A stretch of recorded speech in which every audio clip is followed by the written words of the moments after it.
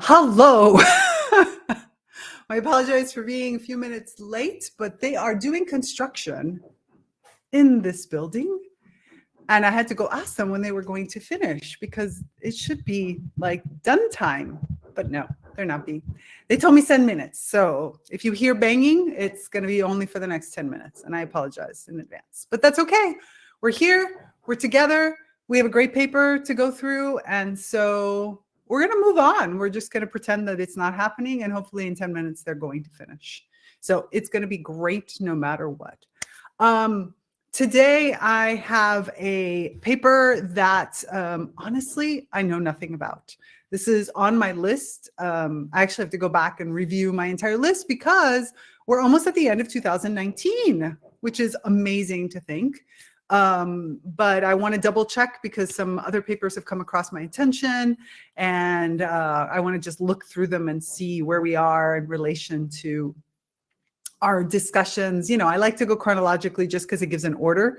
If not, I'd have to sit there and try to think about a different kind of grouping. It definitely can't be when it just shows up because I have so many papers still to go through. But no matter what, this is going to be really interesting because this is a paper that I saw kind of come through a while ago, and I really the title intrigues me, and I feel like it's going to give us another point of view coming from different perspectives. So the person who wrote this, Dawn L. Sanders, I know pretty much nothing about other than she is from the University of Gothenburg, and this is a paper that was published in Plants, People, and Planet. So actually, let me share my screen, and that way we can just, take a look together and see what's coming in. So if you are watching this replay, thank you for being here. And we're going to have some fun talking about plant something. We'll see what it is. Plant inspired, plant consciousness, plant intelligence, plant logic. In this case, the shadow of plants. So this is a paper, like I said, from it doesn't even have anything on the top. Like it just says editorial. So it's an editorial piece. So it's more of a opinion based on it. It came out in Plants, People, Planet. We've actually seen some good papers come out of Plants, People, Planet. So I'm actually really enjoying the things that I'm finding there. There are so many new publications now coming out, journal-like academic writing around critical plant studies that I'm trying to get a handle on. Luckily, those are all newer papers, so it gives me some time to kind of get into them. But from this period on, as we've been saying, from 2019 on, the proliferation of papers that are that are really taking into consideration the plant mind, that are looking at plants as beings, that are helping us understand our own inherent plant blindness, really start to expand. And so this is the reason why we see more and more of these papers and now more publications. So let's just dive straight into this. You know me, I like to dive in on it, especially because, we hope that we can finish this in one round. That's what we're getting to. So this is called Standing in the Shadows of Plants. It doesn't even have the name of the author right there, but the author's name is Dawn L. Sanders. And again, like I said, she is a faculty member at the University of Gothenburg. And so the introduction, let's just completely dive in. So, ends the red with flowers, I fall on grass. It's a quote from 1681. Interesting to choose there. All right. Plants permeate. Let's try again. Hello. Plants permeate human life. Our physical and cultural environments are infused with the lives of plants. Even the oxygen in the air we breathe is the result of their biological processes. Indeed, we rely on plants for food, shelter, fuel, and fibers for clothing, as well as for our gardens, landscapes, and artistic inspiration. Artistic inspiration. Oh my gosh. Can I tell you?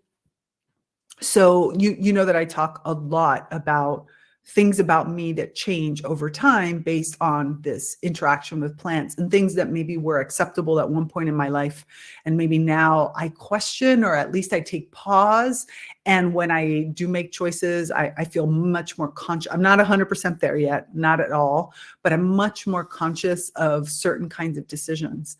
and especially on like clothing choices or decorations or plants, even the whole idea of house plants. I have a very different relationship with house plants than maybe I did in the past. Like I struggle a lot with the idea of just going out, with the concept of going out and shopping for plants. And at the same time, when I go with somebody to something where there are plants, like a nursery or some kind of store, I really have this internal struggle of wanting, like feeling called by certain plants, and at the same time not wanting to support that kind of business.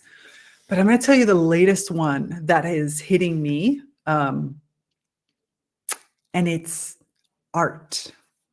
And I know this is really hard to see. Actually, it's hard to see because, again, my hello. Can you like focus? Follow the focus. Follow the focus. Look how blurry I am right now. Oh, there we go. Now it's gotten clean again.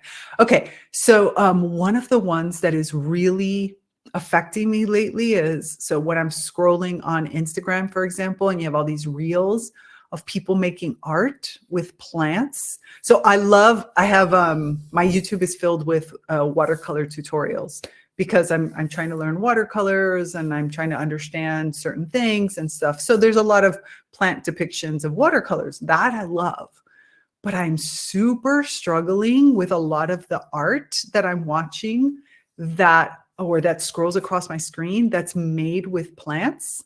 So the idea of like going out. Now, foraging, I understand. So there are several foragers that I follow, and I love like foraging, and I feel like there's a relationship and a respect that happens there. And I'm not saying there's not one in the art, but I feel like people love the flowers and the plants that they're picking, but I am struggling with the idea of just killing a plant for my artistic enjoyment without any thought about it. I am not saying that there are not times when it's, I don't know what the right word is, even okay to do this, but I am really struggling right now with that concept of just going out and picking a bunch of plants as my art supplies and then coming home and like taking them apart and taking kin apart and all the leaves and all the flower petals and things, and then creating art from it. Even though I understand that these people are trying to like show that plants are beautiful and all these things, I don't know. I'd love to hear your thoughts about this, because this is an area that is kind of new to me, in the sense of just the body reaction of like, why are you doing this to these plants like that? And yet so much of the art world is based on this. And I have lots of plants inspired artwork in my house. I mean, come on, look, there's a couch with a print. But the idea of like, and I see a herbarium with pressed flowers there.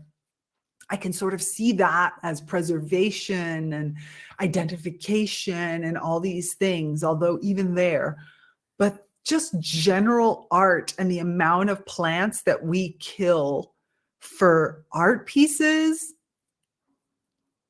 I don't know where I'm going with it. I might end up in a place where I find it totally okay.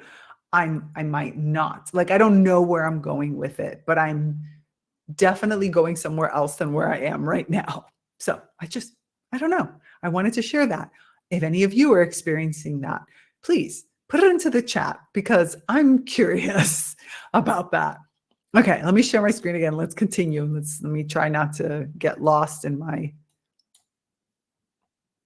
There we are. Okay, so where were we? We were here. And yet, many of us struggle to even notice their existence. We're talking about plants, obviously, and phenomenon described as plant blindness, right? Which we've heard, Wandersee and Schussler.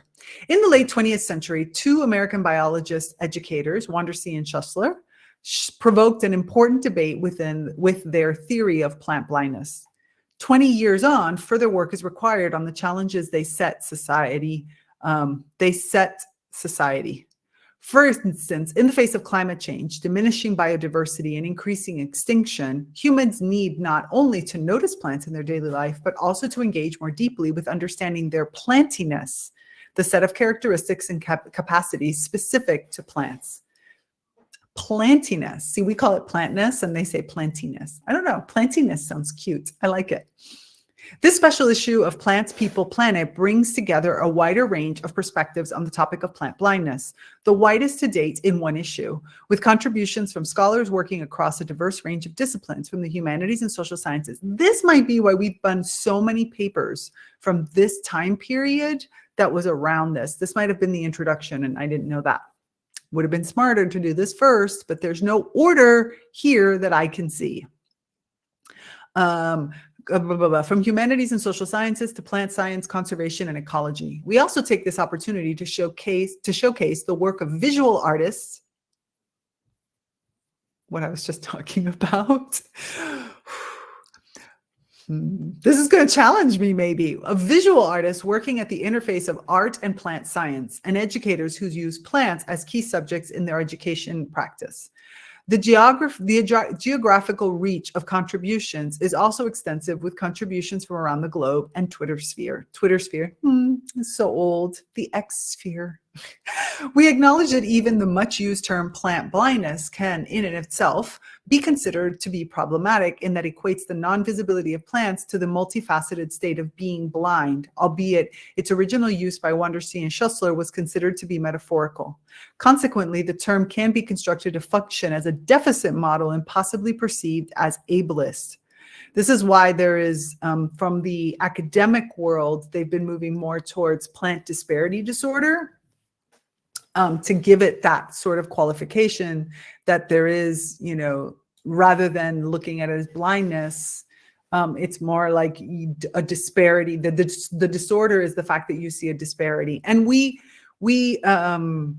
looked at this a little bit when we looked at the paper on attention blinks, which is that we as human beings have naturally see animals and human forms faster and can more quickly recognize them than plant forms. And that's a really interesting paper that we went through. So if you're interested on that and understanding it from a more biological perspective, fascinating paper, I would go and look at that, because it really does it just gives us a little bit more understanding to why, from a technical perspective, plant disparity disorder is a better word, although seriously, it's just a bad, like, plant blindness is a lot easier, but plant disparity disorder would be much more accurate. Consequently, Furthermore, some commentators have presented plant blindness as a medical model that needs a cure. We use this term in the context of the original piece by Wondersee and Schussler, with the aim of bringing together a collection that goes beyond plant blindness as outlined below. And we've gone through some of the papers that I think were in this collection. So one point, even I think last week when we went through the paper about avoiding plant blindness. So now I understand why so many of them came from this publication. 1.1, the green stuff. Various authors have described human perceptions of plants in the modern world as the green stuff you ordinarily ignore. I like Natasha Meyer's more of this photosynthetic beings. And also we saw this in Return of the Yggdrasil. I like that. The mute, immobile furniture of our world. Mancoso and Viola means that it comes from Violet Green as a book. And actually, Viola is doing some really interesting work right now. Alessandra Viola is doing some really interesting work and really interesting conversations around the idea of plants and plant rights. And she's taking a stance that I recognize in it, which is in the difficulty of plant rights, not from just the rights of nature perspective and the legal perspectives that we often see, but also the difficulty in understanding the more emotional part relating to how far do we go with plant rights when those plant rights might deny us from, when those plant rights deny us from how we normally live our lives. And I think that that's the really big difficulty, is like, once you're going into the rights of nature, it's really easy when you're talking about the single river or the single mountain or one forested area. But when you start to think about it as cotton, or, when you start to think about it from the perspective of lettuce and they have rights and kin have rights, then all of a sudden the discussion is way more intimate and way more difficult. And I don't think that we as society are still there. So we're looking at it slightly more better, but we're still we're creating a class system. These types of beings, this ancient tree, this yew in this ancient burial ground, or this particular, I don't know, bristlecone pine that has 1,000 years has rights, but what about the grass under our feet? And I think it's that slippery slope that is scaring a lot of people, and we're not having conversations about the other part. And I think we're getting close to where we need to have these conversations, because if we don't, we're not gonna really open up to our true plant visibility until we start to have some of these more difficult, uncomfortable, and really, this is the heart of the naturally conscious community, right? We created this so that we as Sprouts could have these really intimate type of discussions that are very challenging sometimes for us to have. It's a place where we need to, and so, yeah, there's a lot there, and there's a lot there for us to unpack. So, I see Jill that just wrote that she's looking at forms of drying stage instead of throwing out plants, to look at the view of their passage as a plant passes to the next stage of life, or in this case, the next stage of unlife, which is a part of it too, to see what to bring out to the viewer, to bring out an attention. And I think that I stopped using cut flowers. Like, even people that love me, like who know that I love plants, know better than to bring me cut flowers as a, whatever, whenever they come visit or something like that. I never have cut flowers in my house. And I don't even encourage people giving you plants, because I feel like it's like giving you a puppy or a kitten. Like, I wouldn't show up at your house with an animal unless I know for sure that you really want that animal and that you really want to take care of an animal, because there's a responsibility that comes alongside of that. And I feel like we need to move in that direction with plants, where I don't give you a plant as a housewarming gift just because I think it's a nice gift, if I don't know if you're a person who's actually going to take care of that plant. And so I don't understand. And right, Michelle writes, like, I've never liked cut flowers. Don't bring me dead things as gifts, please. Agreed. Or things that are dying, worse than dead, because they're alive.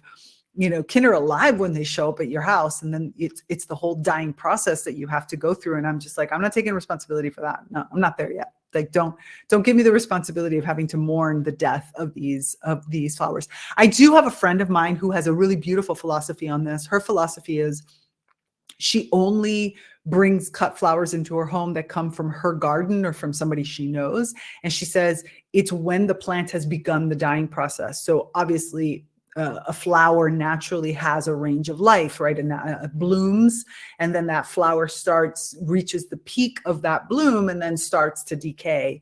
She says at that point, when the plant starts to decay, in conversation with the plant, if the bloom is in the decay phase, so past the prime, and there's a relationship with that plant, then she sometimes will, with the plant's permission, cut the bloom and allow the bloom to die, to go through the death process inside of her home, because she feels like it's a way of bringing the plant into her home with her. And I found that to be very beautiful. I found that to be a really beautiful expression of your relationship with that plant and your desire to bear witness to the entire experience. I have behind my monitor right here are 2 aloe, Zan and Jaina, and they're 2 aloe plants that every year bloom. And right now the blooms are, I would say, 98% dead, if not 100% in one of them. But Jaina has 3 blooms, of which 1 bloom died months ago, but I just can't even bring myself to cut the bloom. I actually am really enjoying the fact that the bloom is still there, because I know Jaina will expel that stem whenever the time is right. And then there are 2 other blooms. One of them is about 98% dead, and the other one's maybe about 94% dead, with like very little pieces. But that's the process. And I love being witness, like bearing witness to this beautiful process of the bloom growing out, and then now the bloom starting its decay, and whatever it is that Jaina and also Zan, because Zan also has a bloom right now, whatever it is that these two plants need from those blooms and have from those blooms. And so it's just for me, it's always been this beautiful experience of having that. And I wouldn't think about cutting, but that's because Jaina and Zan are inside of my house, and Jaina and Zan are there. I am bearing witness to this entire process, as I do with all the plants that live with me. So I think it's slightly different than a plant that's maybe outside and, you're bringing in and you're witnessing that. I don't know. It's definitely something to consider and think process. But the art part, the art part's going to take me some processing. I'm not there to, I'm not there. I don't have an understanding yet of it. All right, let's keep going. Ironically, Martyr's statement has come to fruition in an age, so if you're wondering where we are here, where the selfie photograph has an increasing role in social relations between humans and the environment, sometimes to the detriment of plants. See, for example, the news story, Super Bloom or Poppy Nightmare, Selfie Chaos Forces Canyon Closure. Biology students such as Ben Furness admit that when I walk to the bus stop, I don't pay attention to the trees I'm passing.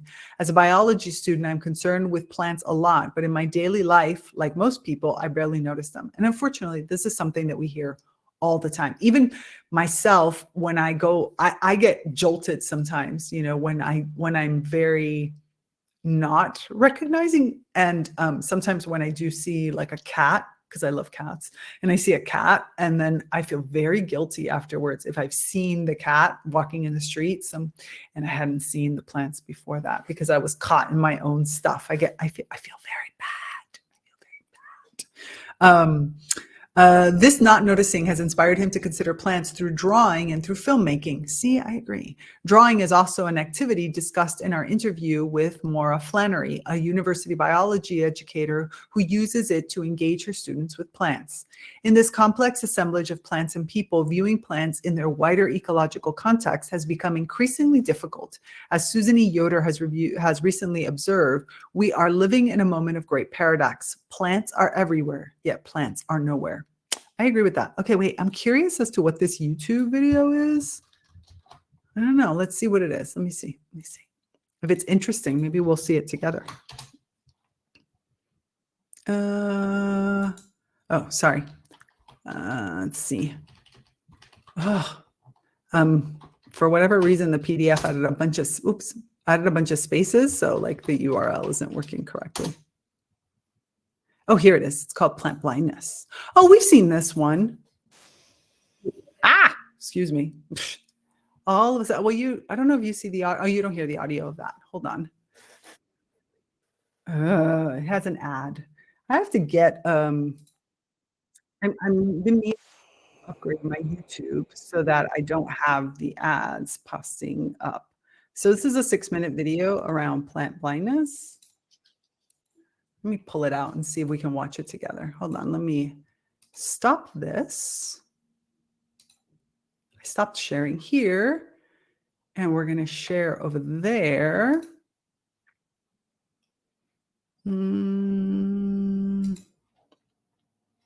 Okay, let's see what we got.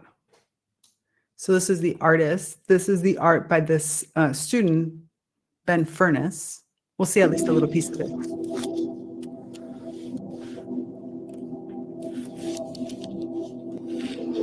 Everybody see it?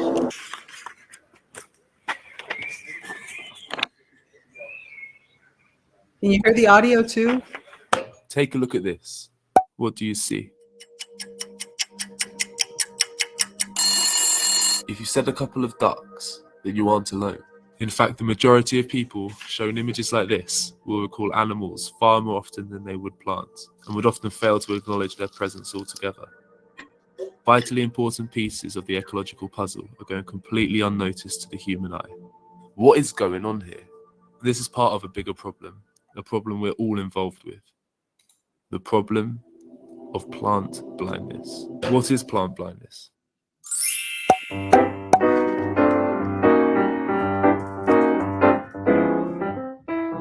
Plant blindness is loosely defined as the inability to see or notice plants in one's own environment. This leads to 3 knock-on effects. Number 1, we fail to recognize the importance of plants in human affairs. I do admit it's Number kind 2, of cute. we fail to appreciate the unique biological features of plants. And number 3, we rank plants as inferior to animals, leading to the conclusion that they are unworthy of human consideration. But what does Very any true. of this actually mean? Well, it means all of us are guilty to some extent of failing to notice the plants surrounding us in our daily lives, overlooking the ones we see as a mere backdrop to animal life. In fact, only about 15% Okay, wait, I want of you the to be pages honest. of secondary school biology. How many of you saw the plant in that image? How many of you like really were looking at the plants? Or how many of you instead kind of got caught up in looking at the people walking and the steps?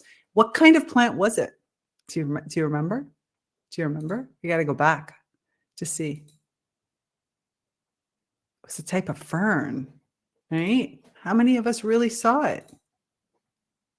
Animal life. In fact, only about 15% of the pages of secondary school biology textbooks are devoted to plants. The public just don't see why plants are important. This has huge implications, seriously limiting plant conservation efforts. Take the United States, for example. Plants account for 57% of the federal endangered species list, but plant conservation receives less than 3.86% of the federal endangered species expenditure.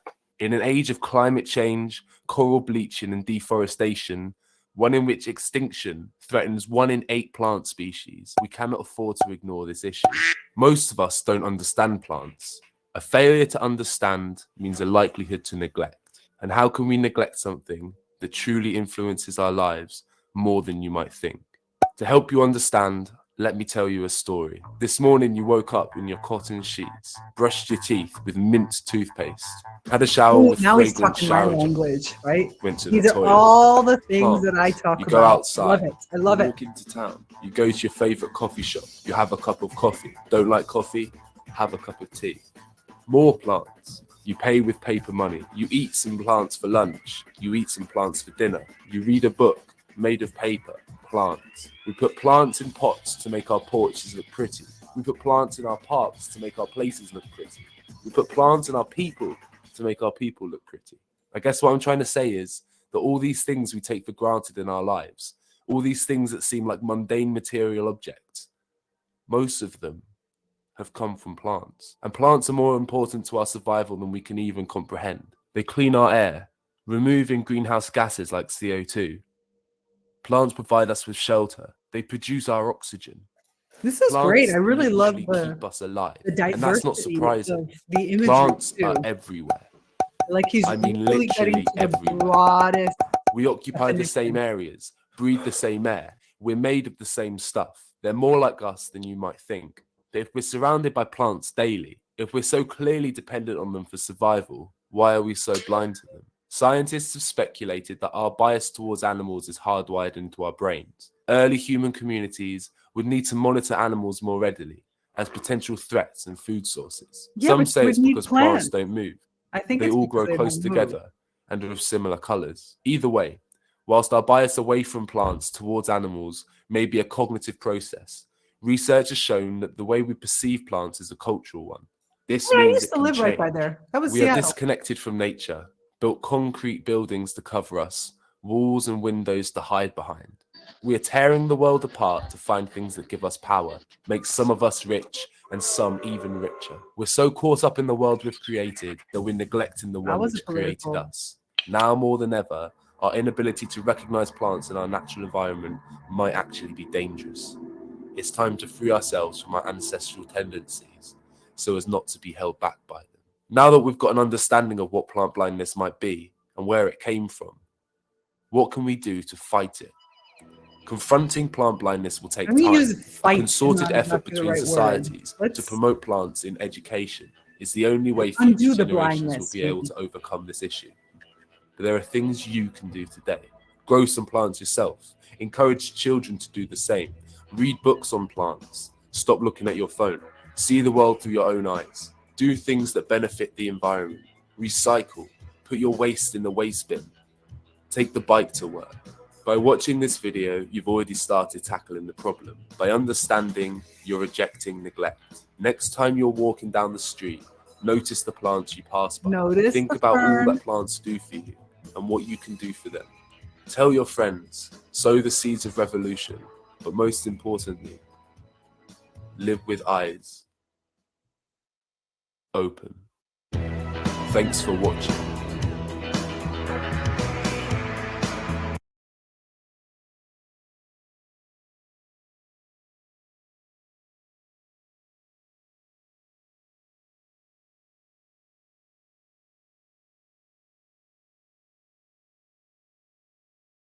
I just realized that was muted. I really enjoyed that. I thought he had a really good diversity of plant imagery and the way that he expressed plants. And I think that that's exactly what we need. We need that broad type of understanding.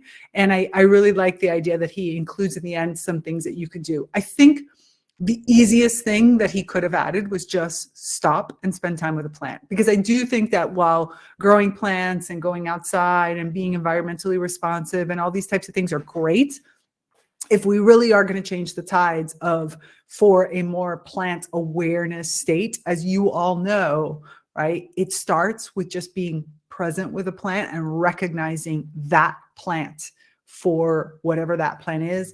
Maybe even spending time with like my clothing, if you're wearing clothing that is made from a plant fiber, like just stop and be present. All right, let's continue on with our paper. But I like that. I like adding some video now and again. Okay. So we are now at 1.2, cultural botany. One critical reflection on debates concerning humans perceiving plants in the danger is the danger of assuming everyone is just like us when it comes to developing an all-encompassing theory of plant blindness. In the seminal work, Plants as Persons, a Philosophical Botany, Michael Hall, I don't know why it doesn't say his full name, Michael Hall, recognizes the importance of diverse cultural relationships with plants and asks us to move beyond physiological limitations into philosophy. In addition, he asserts the importance of indigenous plant-based knowledge, e.g. as medicines and food, in the face of plant blindness. Such relationships not only concern intercultural differences, but also intracultural differences, as in, for example, those between grandparent and grandchild. Thinking of you, Michelle. Concerning memories and views of wildflowers in local fields. Long since built upon, eloquently described by Challenger, her memories overlay the landscape, haunting it with things I could not see or understand. This person has a very interesting way of writing where sometimes you don't really realize where she's going with her sentence. Being in gardens can show us myriad ways of seeing plants, their histories and possible futures. Sandilands, which is another paper that we've actually read an interview with Sandilands, which was really quite interesting because she brings in the whole concept of queer ecology and different aspects that we don't normally talk that much about just because, well, I'm not an expert in them, but I do really like it. And again, you can go back through the archive of the live commentary and find the one with Sandilands because I think you'll really enjoy it. It was a very good interview of her. Sandilands sees her garden as a barometer for climate change and considers the Clematis jackmanii as representing both a colonist history, which is another thing she really goes into a lot, and horticultural capitalism. She laments the loss of floral diversity caused by inbreeding in a limited number of cultivars, and wondering if the favoring of these cultivars by gardeners and industry means that less attention is paid to species that invite different kinds of relationship. Plants classified as weed, or as we call them, wild plants, would be such an example. As Kopnina has observed, plants in general and urban greenery in particular is developed industrial societies have become subjectified to cultivation, grooming, trimming of plants that are considered good and eradication of plants that are considered bad, which, to be honest, is pretty much what we do to ourselves, right? Isn't this exactly this right here? Cultivation, grooming, where is it? Cultivation, grooming, trimming of plants are considered good and eradication of plants that are bad. This is exactly what we do to ourselves. We groom and trim and try to eradicate what's bad and really kind of cultivate what is good, which in general sounds really nice. But just as when we're talking about plants, there is an extreme that happens, right? When my relationship between good and bad is not really a one of acceptance and about understanding the complete, how do I say this? The complete expression of what that plant has to offer, but instead I define good and bad based on physical characteristics, which is really what we do to ourselves as human beings. We identify that this is pretty and now therefore it's good, when sometimes good is a completely different category that we need to think of in a completely different way. So our plant blindness, not only, and our inability to see plants for the value that the plant brings, is something that is very much connected to the way we see our own inner plantness and our own ability to see value in what we bring to the table through characteristics that might not be traditionally pretty in a societal norm that we have encountered today. Just saying that when you start working with plants, these types of things really come out, and it's a beautiful thing for it to come out, because now all of a sudden your wild side, right? As we look at weeds and we think about weeds as the negative term that says must cut, must get away. But when I recategorize that as a wild plant and I look at that in reflection to my own plantness, now all of a sudden I see my wild side, and it takes on a whole different definition for both of them. My own wildness, my own natural wildness, as well as the wildness in that plant, right? The usefulness of a dandelion, the nurturing of a purslane, the incredible strength and flow of a cattail. All these wild plants, what do they reflect to myself? And how do these wild plants stay in check? How do they help each other to be a useful members of society, even with this proliferation that they have? So there's lots of there for you to digest and kind of like break down and look into. Seriously, there's so many good things in there to look at. Okay. This is exemplified in the recent case of Sheffield Council, UK, removing mature street trees without due consultation with community. As noted in the news report, trees matter to the planet and they matter to communities. Kincaid, as a woman of Antiguan American descent, reflects on her thoughts walking through a botanical garden. This is the backyard of someone else, someone far away, someone's landscape, and thus highlights the translocation of place and colonial interest inherent in botanic garden collections. The colonialism issue is another one that we don't. It's not that I don't want to talk about these things. I actually do want to talk about them, but I'm trying to find the right framework that is useful. I have seen, just the same as we were having a recent discussion about how the word ontology and epistemology and all these things get thrown around. Colonialism is another word that gets thrown around a lot. And while I understand the colonial effect, like the fact that these are very important issues that we do need to address, I want to make sure we address them. I would love to hear what is it about it that affects you and how you would like these to come into our vocabulary, and how would you like for them to be really discussed within them. Yeah, it's a hard one. Categorizations of plants as weeds and long-term human relationships with edible plants such as rice are in the focus of the film work by Ellie Curran-Heo. In using well-placed heightened sound and silent spaces, her work brings out attention of how humans emplace and replace plants in their lives. Emplace and replace. I like that. I like the sound of that. In her ongoing series, Plantarians, we see gardeners at work, including the visceral removal of some weeds, which I have to say, very difficult. I've had people who've had tried to have conversations with me about weeds. When should I weed? When should I not? And again, they're relationships. That's not saying that you should never weed. There are times to weed. There are times when the weeds, they're not in the right place. Those are out of place, and there's conversations to be held there. In Did You Eat Rice? The cultural meaning of growing, harvesting, cooking, and eating rice is brought to the audience's attention, mirroring elements of Heo's film work. Scherer considers her artwork to be about nature and humankind's attempts to control it. Law discusses the importance of narrative. My creative process allows me to intimate. I need to slow down. My creative process allows me intimate access to and connection with botanical subjects. I enjoy creating narratives about the correlation between beauty of nature and well-being through my work. Interesting.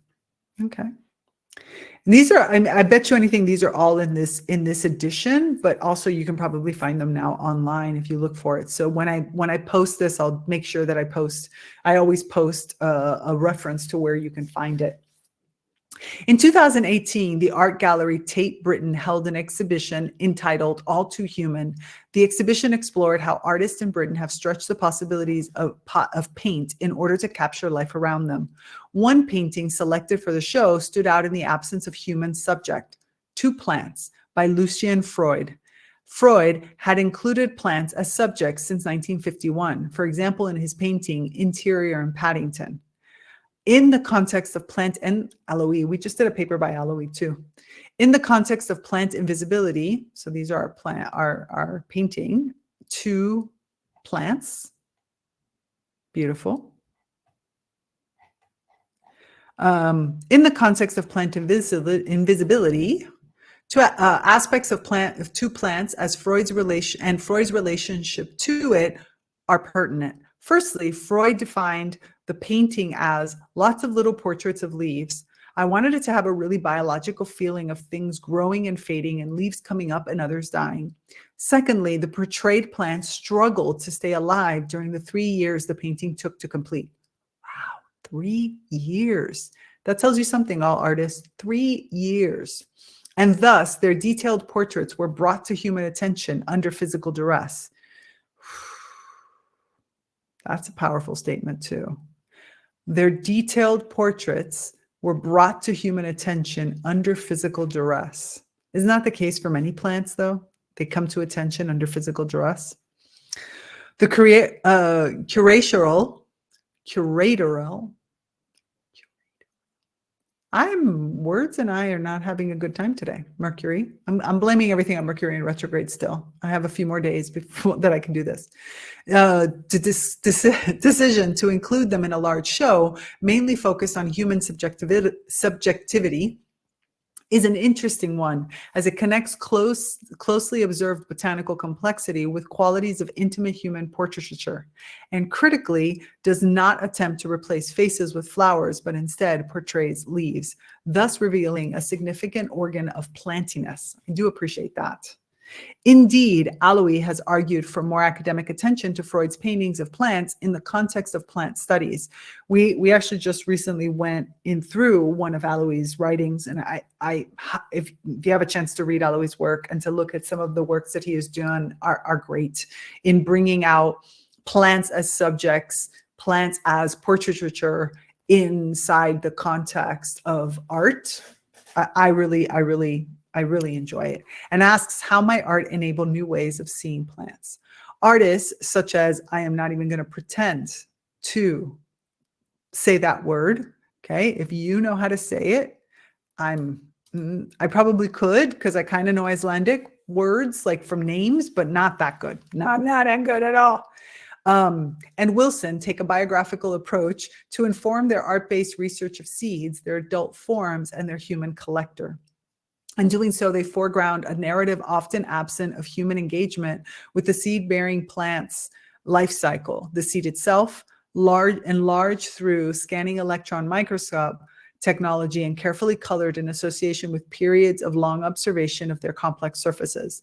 The adult plant portrait recedes into, fascinating. Beautiful. A monochrome background, and the human collector becomes a scientific footnote. Oh, I get it. I get it. See the footnote? Oh, you can't see my there. Sorry. I get it. Thus we, the human onlooker are confronted with the presence of the enlarged seed in all its structural complexity and aesthetic beauty. It's not just modern art-based research that offers a doorway into plantiness. Can we just call it plantness? I'm going to say plantness because plantiness makes me seem a little, I'm going with plantness. Many earlier painters present a rich library of images we can bring to human plant experiences. For example, the Dürer painting, Das Grossrasenstück, used to illustrate grass blindness, and that's probably the biggest form of plant blindness there is, grass blindness. In Thomas, which is in this issue of it, this is a painting in which the artist takes a worm's eye view showing his plants almost life-size. He brings the details of each individual plant to a human viewer. These artists, writers, and filmmakers draw attention to an important question. How do place and plants figure in the human imagination when we are living in a world in which human-related activities are often trans-global? Where might plant symbolism, human narratives, and representations sit in these complex socio-cultural spaces? These questions inform the work of Sakdev and Aloy when they consider plants and their representations in two diverse contexts rooted in cultural and political symbolism. I'm telling you, I really get into Aloy's work, but Sachdev sounds interesting too, especially in the political sphere. Ooh, the only political kind of conversation I've had around this has been when I've looked at the way plants are represented in like ancient clothing and what's it called? I'm thinking of it in Italian and in Spanish, but I can't think of it in English. The representative of like a family, the crest, and things like that. I find that that's a very interesting way at how plants come into the political symbolism. Besides the fact of plants politically obviously as a commodity and such, which is a whole other story too. In the light of the ecological challenges facing the 21st century Earth, this issue of Plants, People, and Planet represents a collection of peer-reviewed cross-disciplinary papers on plant blindness seen through a variety of international perspectives. They both provoke and answer questions concerned with how humans relate to plants. As the philosopher Kierkegaard writes in Either Or, I cannot see the grass grow, but since I cannot, I don't feel at all inclined to. Thus, our examinations of plant blindness go beyond the act of sensory comprehension and the communication of plant science and extend into cultural representations. For this is a complexity of the plant-human-planet relationship.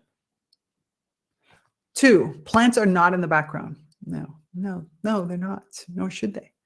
Part of the challenge of seeing plants originates from their perceived otherness. And as Elizabeth Van Valkenburg has observed, they are slow. Usually they look today just like they did yesterday, and we have to wait, sometimes a long time, to see changes in them.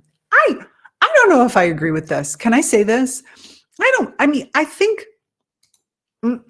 So this has been an interesting thing. As obviously, you know, there's a lot of plants that live in my home.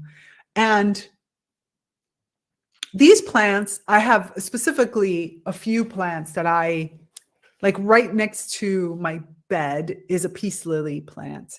And this particular peace lily was very unhappy when peace lily was living over here. And peace lily was like, can you please move me? Can you please move me? Can you please move me? And I was like, oh, but this is such a pretty place. And then, can you please move me? Can you please move me? And I just kept getting the, can you please move me? So I moved and ended up in a place right next to my bed. And peace lily is so beautiful right now, still relatively small for Key's age, but so beautiful. And I wake up every morning and usually the way I sleep, the first thing I see when I open my eyes in the morning is peace lily. At a minimum, when I get out of my bed, like that's the first thing I see. And peace lily looks different to me every single day. Leaves are slightly moved, and Diplania also, who's up here, is growing. And I have a whole chain system because Diplania is creeping up into the corner of my wall. And so up on a shelf going towards the corner of the wall, and has this chain thing to grow on that I created. And I look at Diplania every day, and Diplania looks different. There are, certain things that have moved. I don't know. This concept that plants don't look different. I don't know if I'm in agreement with this. I think that it's because we just don't observe. And I think we try to say, yes, I don't think humans look that different from day to day other than their clothing. But if you really look at them, I mean, the hair is the same, this is the same. No, not buying it. Not buying it. But what if the life in the slow lane image of plants is a stereotypical characteristic that we humans have placed onto plants? Hey, that's what I was just saying. And what if it is human perception, not that the plant that is trapped in time? Yes. Hey, thank you, Sanders, whoever you are. Thank you. Thank you. Perhaps a wider repertoire of stories is needed to draw on when endearing human attention to life as plants. In plant science, the contributions of very high resolution time. I don't even need time lapse for photography, man. I can see it on a day-to-day basis. Sometimes every time I go and I see and I really look at the plant, I can see, especially there's a cactus that I have that unfortunately I don't know what species of cactus you are, but it's a beautiful cactus that it has a very, very tall stem. And throughout the day, every time I look, slightly different position. So I don't think you need high time. No, you don't. No, you don't need it. Time-lapse photography for plant and ecosystems research has been recognized. Can art play a role in these botanical conversations and translate the world of science as suggested by Scherer? But is it merely a case of translation or the deeper contribution that interdisciplinary perspectives might offer, as Vieira and Galliano and Ryan in 2006 have proposed? I am thinking. In contemporary context, plants are often ensnared as multiple actors in complex political formations between humans and the wider environment, the production of palm oil being a good example. The oil is produced from cultivated palms that replace diverse, intricate natural forests in countries like Borneo, in which deforestation has significantly reduced the only habitat of the orangutan and other species, such as the pygmy elephant, clouded leopard, Sumatran rhino, and other lesser-known animals, as well as thousands of species of plants, which may disappear. Why did we get to name out the animals, but we didn't name out the plants?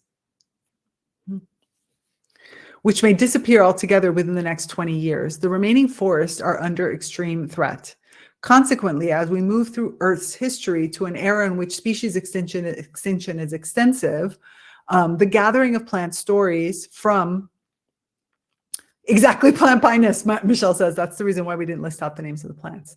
The gathering of plant stories from different perspectives has become ever more critical. Accordingly, humans need to consciously reframe plants beyond the status of silent witness to environmental change or as commodified objects of which we barely speak, and instead consider them as fundamental human historical narratives. Plants are some of our planet's longest lived species. Let's not talk about the bacteria. And many of their, sorry, that was for come to the Plant Wisdom Book Club discussions. You're gonna love it. You're gonna love it. And many of their leaves have imposed upon the vast majority of living beings as a unique environment, the atmosphere. Agreed.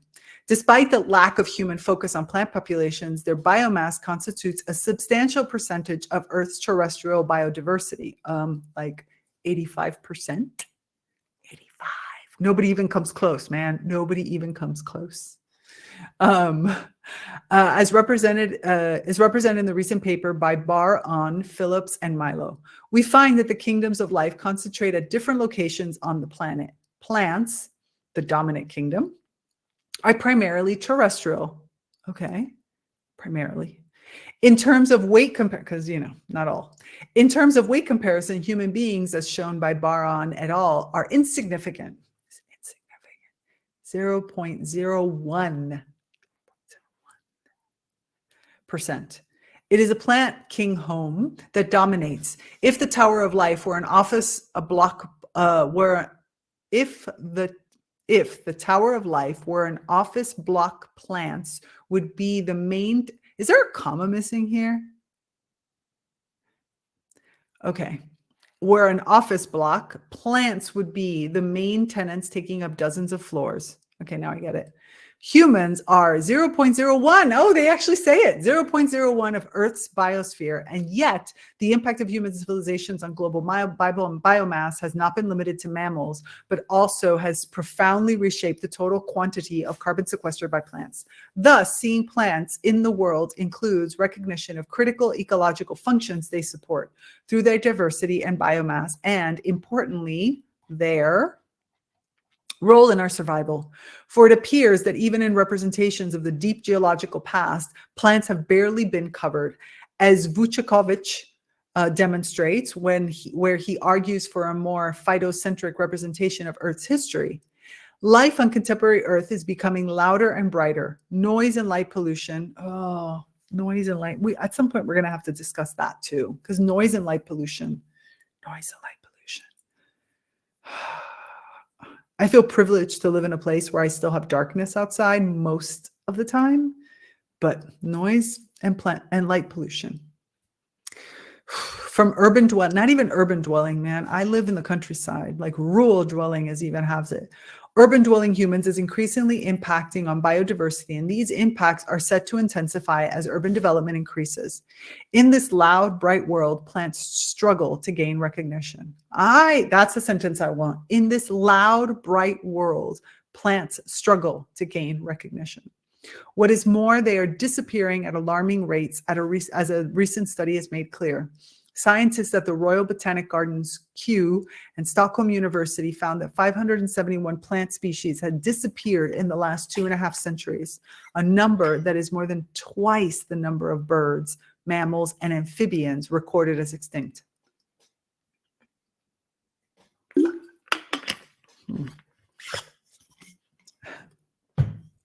Notably, the study authors recommend that we teach our children to see and recognize local plants. Hence, go Nandini, go Nandini. She's on her way to Germany. She's going to be doing a presentation about plants and education for young children based on her book, Nandi and the Music of the Plants. If you haven't read the book, get the book. Go just search it up, Nandi and the Music of the Plants. 3, the utility trap. The usefulness of plants to humans has added to the pressures on their existence. The biocultural spaces plants occupy in the modern world, whether circulated as amputated parts for human consumption, destabilized by climate change, or demolished for political expediency, when they become old and too expensive to maintain, are highly complex cross-species entanglements. It has been said that the human utility and usefulness could be identified as the educational portal into our species' perception of plants. However, as Penny et al. Have found, okay, I'm looking forward to this because the idea of us doing it through a lens of human utility and usefulness, no. Our results imply that for successfully building upon the basis of individual interest, it is indispensable to give the pre-existing individual interest space and time to get actualized in the context of the teaching unit. This means students with high individual interest must first get the opportunity to follow their own curiosity questions. I'm with it. Oh, lithops. I had a lithops that was living with me. It was a long story. And was doing so well until I went away and I forgot to tell my friend not to water lithops, because lithops basically live in like nothing, drought.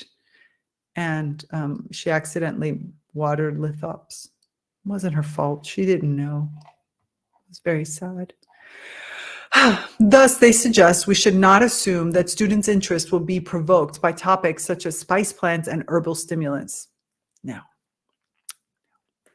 In addition, Knapp warns us against focusing our attention on plants that are useful to us today. As she argues, this lures us into utility trap. Exactly. That's not where we want to go. We want to love plants, for everything that plants are, not because they give us things. It's like loving somebody just for what they give you. It just doesn't work. Which can place the wildness of Earth inside the garden of human concerns, and thus imprisons the more than human world in justifications that adhere to the old presumption that landscapes exist for our sakes. Exactly. Therefore, a fine line needs to be taken between perceptions of human usefulness and the vibrant anciency of plantness. Debates such as these demonstrate that certain groups of plants appear to struggle more than others to gain presence and value in human perceptions. As Thomas notes in his article, some plants are born invisible, some achieve invisibility, and some have invisibility thrust upon them. Ooh, that's sad. Sad. Grass is there in sports surfaces, gardens, pastures, paddocks, rural landscapes, savannas, prairies, and steppes, but usually as a background for other more interesting, to humans at least, objects, events, and experiences. And yet, there is this philosophical view that they are the super computers of our planets, like literally connecting everything, taking in input from everyone, pulling down from every other species, bringing it in, processing it up, giving to the earth, giving to the heaven. Oh, I love grass. I love grass. I love grass. Likewise, how plants are foregrounded in contexts such as science centers and botanical gardens, especially when presented alongside animals, impacts on their human spectators' view of plants. Agreed. Agreed. 4, making plants public, marquee plants.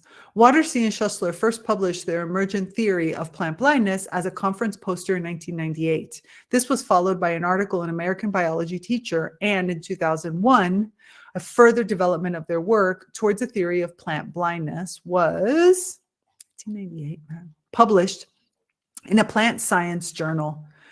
In essence, their theory draws on visual cognition work, specific, which is why that attention blinks paper that we reviewed, go look for it. It's really interesting, super, super interesting for the visual cognition and how we as human beings have lost so much relating to our relationship in the visible spectrum with plants. Seriously, go read it. Really, I mean, go listen to my commentary on it. Specifically, human abilities to perceive plants. They consider part of this perceptual inability to be a visibility bias. See that? That's where.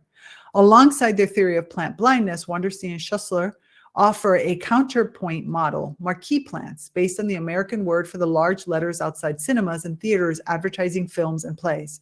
In their conference paper, Plants That Draw a Crowd, an analysis of the visual characteristics of 6 unusual plants featured at Botanic Gardens, they suggest 3 factors in becoming a marquee plant.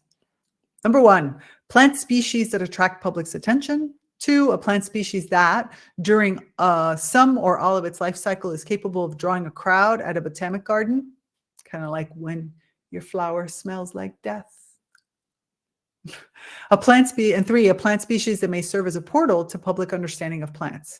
Interestingly, of the 6 unusual plants featured in their list, 1 is A, very small, and B, uses camouflage to look less plant-like.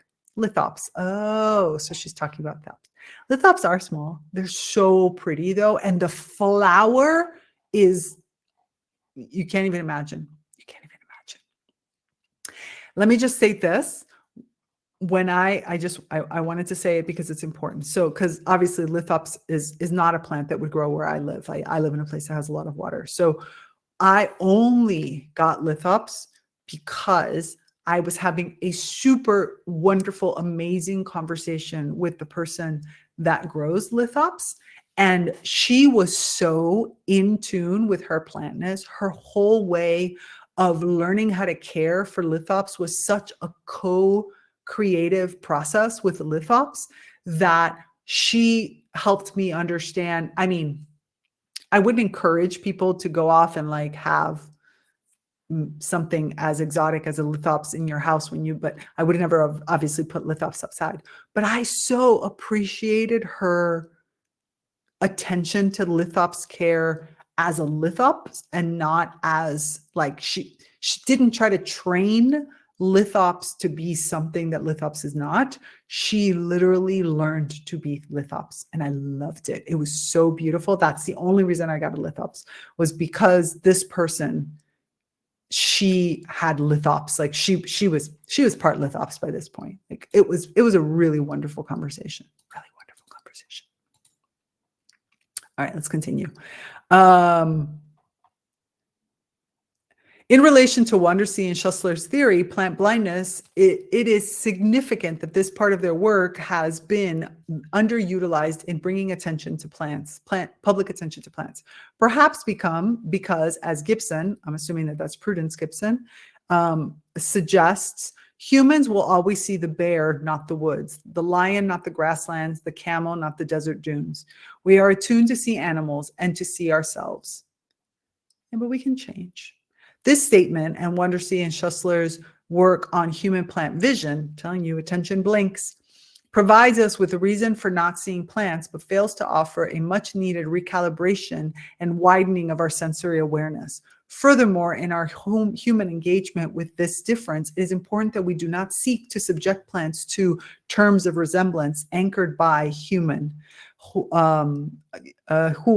but rather to engage with their plantness. I agreed with that. Critically, in the context of education, Ballas and Mobson have argued that the case for moving away from focusing on students' perceptual bias and instead reflecting on learning opportunities that compensate for and overcome their perceptual limitations. Agreed. I mean, and it can be done. We've all done it. What? It can be done.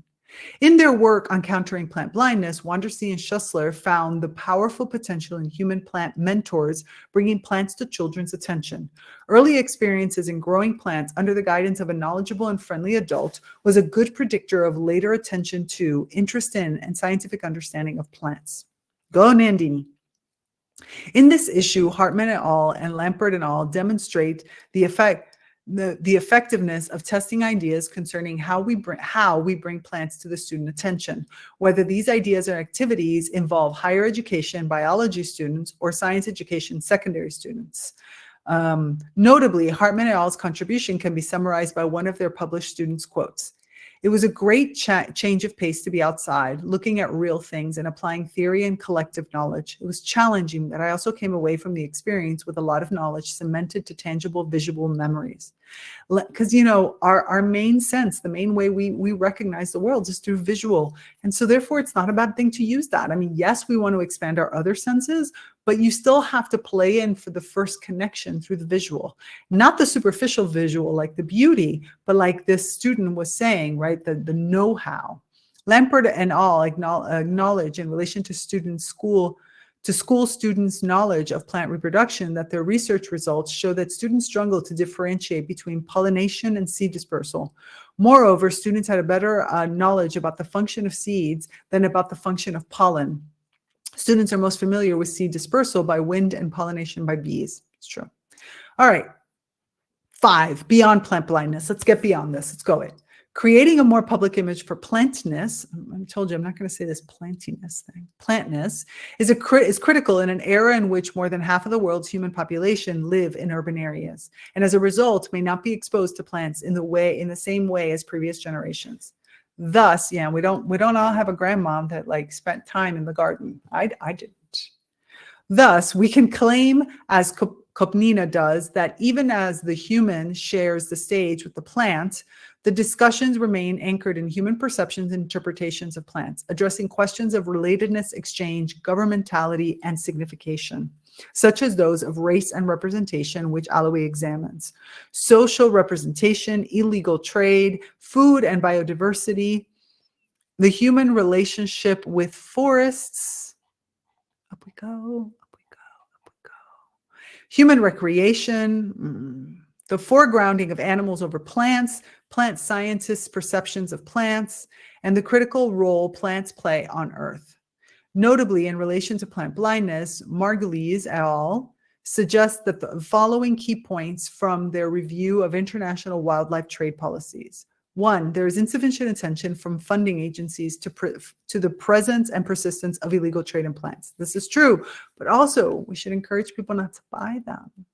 Please don't buy plants that are endangered, no matter how pretty you think they are. Please don't. Please don't. If somebody went and like took the plant straight out of the ground in some forest or preserve, don't buy. Please. Plant species are abundantly overlooked in international wildlife trade policy and research, perhaps with the exception of the illegal timber market. Yeah, because of course, timber. Hello. These absences are at least in part resultant from their long-term deprivileging of plant life compared to animal life as codified in governmental laws defining the purview and meaning of wildlife. Oh, let's not even get into that. That's probably the first place to start with the rights of nature. It's the fact that at least plants should have the same rights as animals do. As noted above, perhaps now is the time to move beyond the all-encompassing term plant blindness and associated cures, and in so doing, recognize the complexity of humanity engaging with an organism that has an entirely different body plan from us, one that privileges surface over volume in order to observe the diffuse resources necessary for their growth. In addition, we now know plants live in complex interrelational communities and engage in sophisticated interspecies connections. Moreover, plants are incredibly diverse in form, lifestyle, and habit, as illustrated by the Flora Obscura series in Plants, People, Planet. Ooh, I need to go look that one up. This series aims to shine a spotlight on lesser-known plants and highlight new and unusual insights into plant biology, including new species. In this issue, we focus on Rhizoanthella as unseen orchids, a group of Australian plants that currently are the only known plants to possess underground flowers that are virtually invisible and thus obscene. Ooh, I actually read about this plant in a really amazing paper a long time ago, and I've always been so curious. But yeah, they bloom underground. Isn't that cool? So interesting. Bye, Michelle. Yes. And where am I? That are virtually and of critical conservation concern. As the biologist McClintock has commented, plants are fantastically beyond our wildest expectations. In writing this editorial, I agree with Head, Atchison, Phillips, and Buckingham, when they state that people, plants, and many others are entangled in ways that both enhance and constrain each other's lives. These entanglements need recognition as biological society, sensory, scientific, cultural, physical, political, theoretical, commercial, perceptual, educational, and ecological assemblages, the complexity of which we are still exploring. And Hagstrom's work demonstrates. Moreover, attending and attuning to the radical difference of plants will not only reveal our interconnectivity, it will necessarily challenge us, requiring us to ask which categories are useful and which need rethinking. The role of science communication and education is to make plants public, relevant, and meaningful to modern society without removing their characteristics of plantness. Art-based research practices can assist us to do so. Hence, as Jill was saying, and artists that focus on interdimensional viewing and alignment with our inner mirrors to all nature. Perfect. And the Education Art Science Project, Beyond Plant Blindness, Seeing the Importance of Plants as for a Sustainable World. Not even for a sustainable world, man, for a just world. For a world in which we all have the right to live in our full glory, in which I have been a research partner. In their, so number 6, Botanical Horizons. In their concluding comments of Towards a Theory of Plant Blindness, Wandersee and Schessler discussed the need to liberate American students from the intellectual, perceptual, and visual processing traps that can lead to plant blindness. In an era characterized by anthropogenic change, the terms by which we define a lack of human attention to plants have, I believe, become secondary. In sharper focus are the diverse inquiry processes by which we might better comprehend, as researchers, these botanical horizons between human and plant, plant and human. Not least, we need to understand the nexus through multiple disciplinary lenses and timescales. For, as Vujakovic makes apparent, we have always been standing in the shadow of plants. Well, that was pretty much interesting. That touched on a lot of different points. I didn't expect that to touch on such different variety. I really like this. So this is the editorial for Standing in the Shadow of Plants for Plants, People, Planet. And this is edition, it doesn't tell me, 2019. But it doesn't tell me exactly which edition it is. But I'll make sure that you get the link when I post this. But I found that to be fascinatingly interesting. I like the variety of it, exploration of it and the way that it sort of, it just wasn't narrowly focused. I found very good.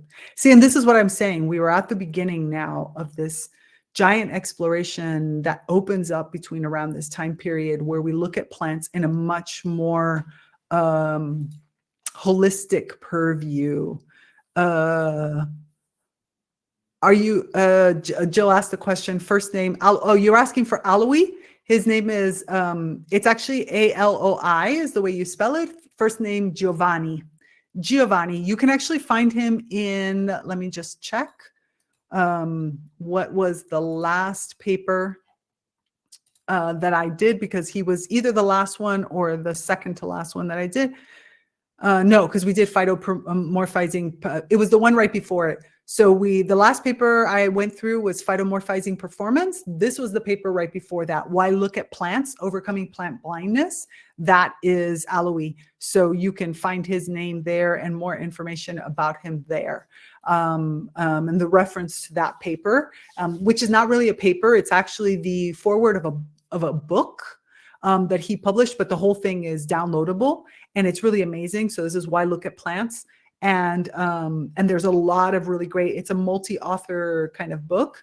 And he has an inclusion. He also did a really fantastic series where he talked about a specific photographer who pretty much photographed, how do I explain this? Plants in an interior design environment, but the plants as subject. And that's also fascinating because when you look at the plant, when you look at the images, originally the images seem like you're looking at a wall and there's a plant in the corner. And that's exactly the whole point. The point is you see a wall with a plant in the corner as opposed to a plant standing before a wall. And so I think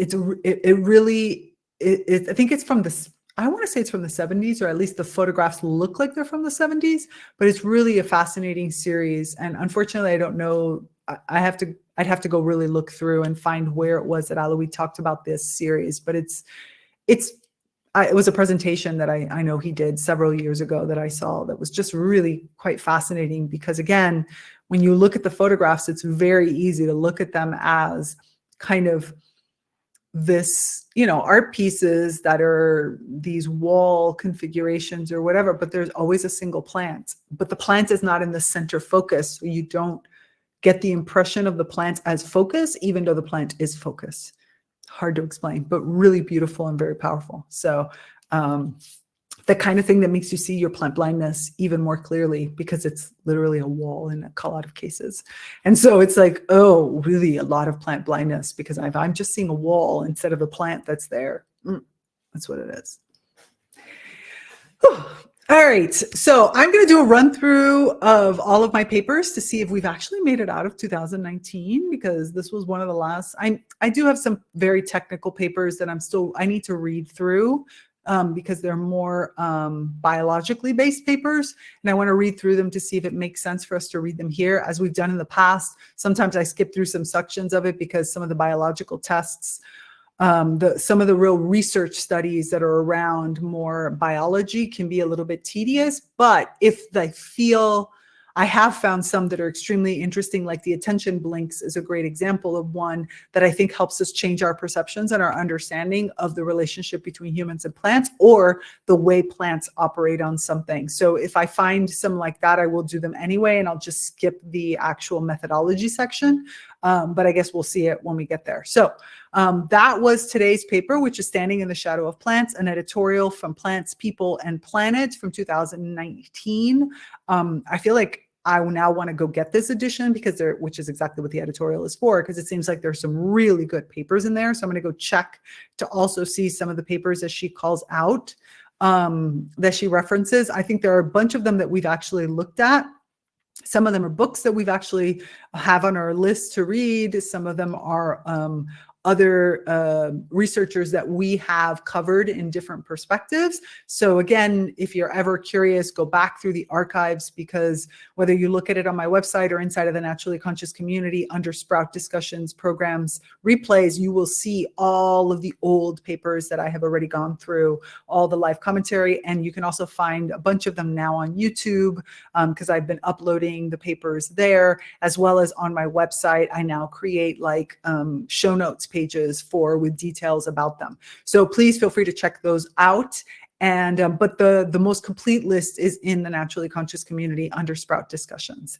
Thank you so much for being here. If you're watching this on the replay, thank you for making it all the way to the end. If you, as always, have a paper that you would like me to review, if you see an editorial, an article, a paper, anything that you would like me to review live, please send it to me. I'm always looking for new things.